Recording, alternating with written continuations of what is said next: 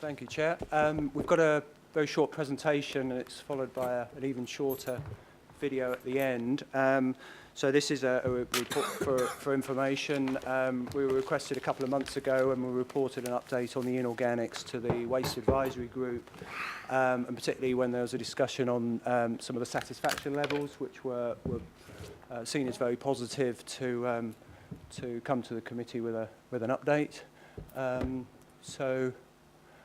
As you're aware, the inorganic started last September, and all eligible properties that pay the targeted rate potentially can receive a service, and the big change is that the service is now booked and it's collected on property and very much focused on recovering resources, so looking at reusable and recyclables, and it's looking to address the 27,000 tonnes that went to landfill from the old methodologies in the last full financial year, 14-15.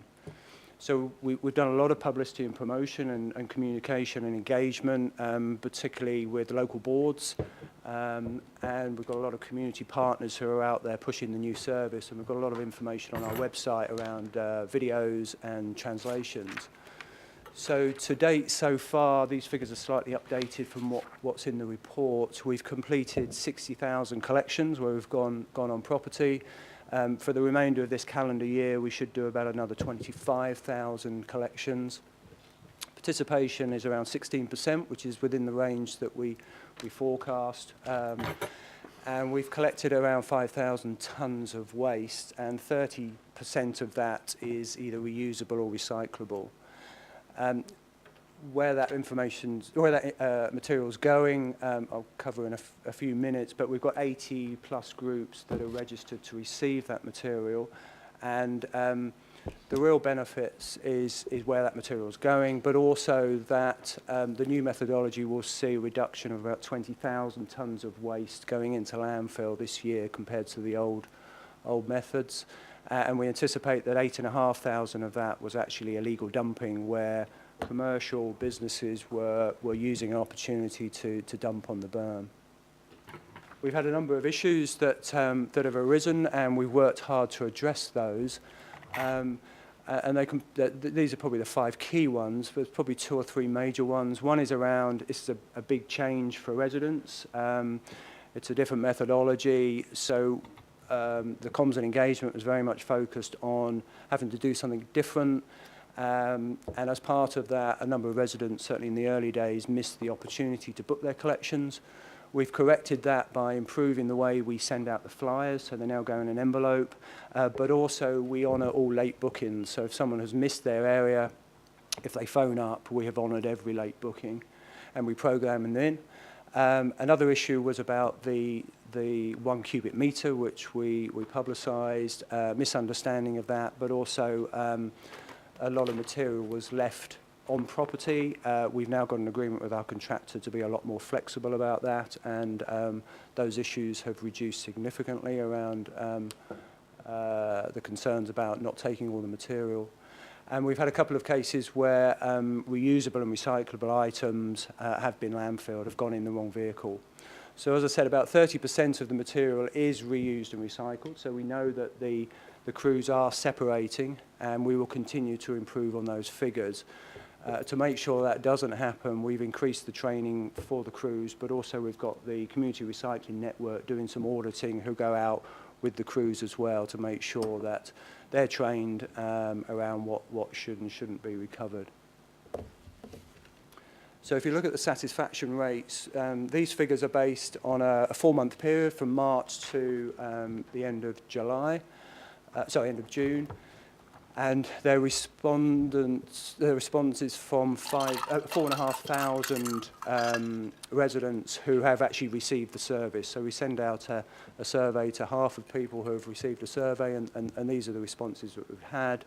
So as a general rule, overall satisfaction is just under 70%, where people are either very satisfied or satisfied.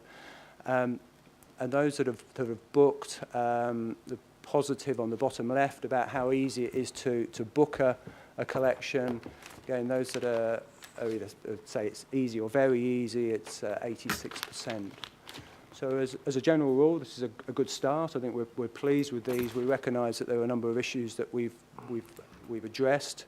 And actually over the last month, the satisfaction levels have improved by 3%. So we see that the satisfaction is going in the right direction. We're clearly not happy that people are either dissatisfied or very dissatisfied, and we're working hard to address that. So just a reminder, this is obviously what the old systems look like, and one of the key areas was to use that waste as a resource. And you'll just see in those piles, you would have seen some of these pictures before. This would have gone to landfill, a large chunk of this, and this is what the new service is looking like at the warehouse where we take the material. And this material is ending up, as I said, being taken by 80 plus community enterprises, small businesses who are creating employment or volunteer opportunities out of it.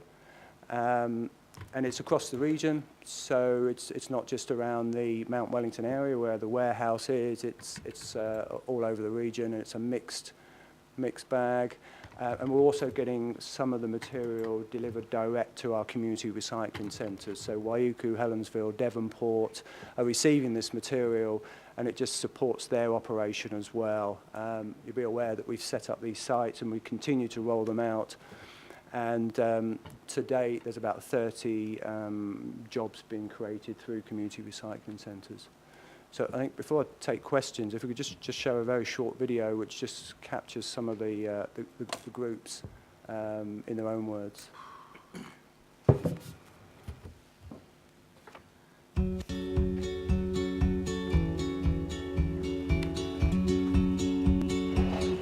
My role here is part of CRN. I'm the project manager for the Auckland Inorganic Reuse Project. And so basically what we do is we coordinate the material that comes in from the inorganics and redistributing it out to our community groups so they can do some magic with it. Our bike club is called Mangere Bike Fit. The FIT stands for Future in Transport. It's just grown from there, meeting up community recycle networks. Yeah, and they've helped us out with all their recycle bikes. Abilities Group is a non-for-profit. We are here to employ people with disabilities, and we have 120 working with us at the moment. When the inorganics were on the roadside, the TVs would get smashed open for the valuable parts. The leaded glass would be left on the footpath, and then everything would finish up in landfill. Under this proposal, we take everything in our controlled conditions, and everything is recycled according to best environmental practice, and nothing goes to landfill.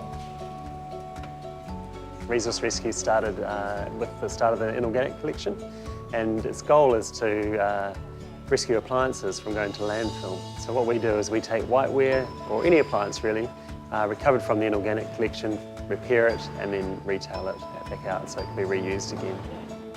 In the first 7 weeks of operation, it was around about 4 tonnes of material, and it was over 450 appliances that we diverted from landfill.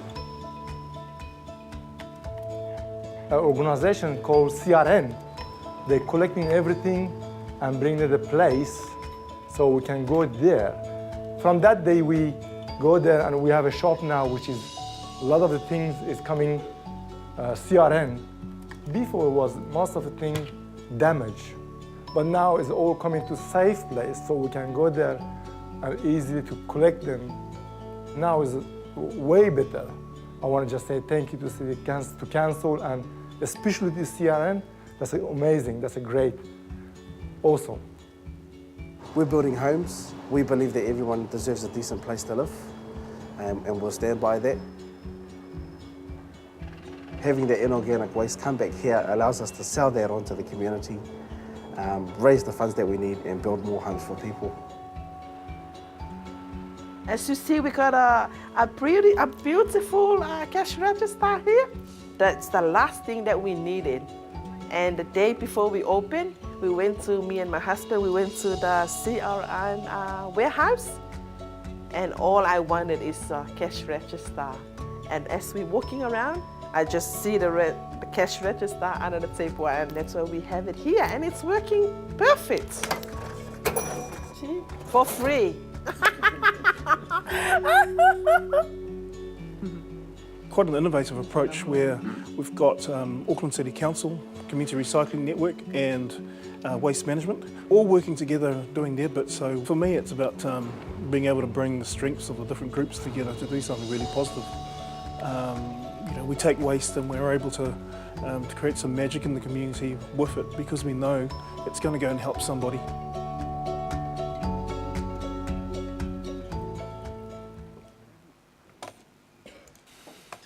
Brilliant. Oh, that's excellent. Yeah, brilliant. I mean, Councillor Cooper and I, and who else went? Oh, and Councillor Cashmore went to, and somebody else went to Adelaide. Not Adelaide. Adelaide, and I tell you what we saw there our systems here compare very well with them. So, any questions of Ian or Julie? Questions, Councillor Casey? When will the Central get their recycling depot? The Isthmus? So we're in the process of doing some planning around that, and the forecast opening is sometime in 2018, early 2018. 2018? How come it's so far away?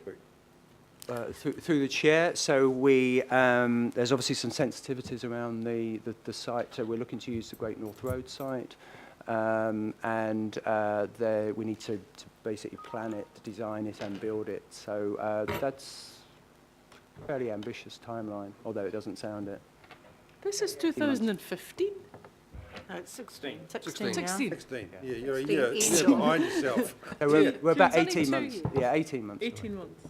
Okay, Councillor Penrose. You can put it in one of your and then election Councillor promises that Webster. we're going to get it. Yeah, thanks. There you go. Thanks, Mr. Chair, and thanks, team. And as the mover of this process back in when we changed over, for the simple reason being that we had so many issues with inorganic, and in particular the south.